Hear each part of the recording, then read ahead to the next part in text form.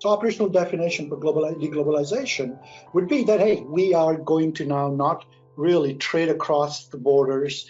We will pretty much become self-sufficient, and we will create the tendency to manufacture everything locally, consume locally, and sort of live in a what I call so-called bubble. I do not subscribe to that at all.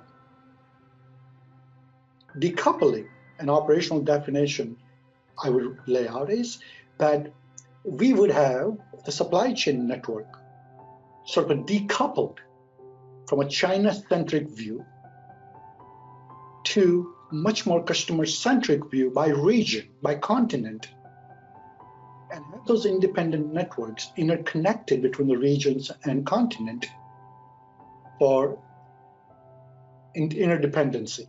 So we will have sort of this decoupled view of the global supply chain, then deglobalized.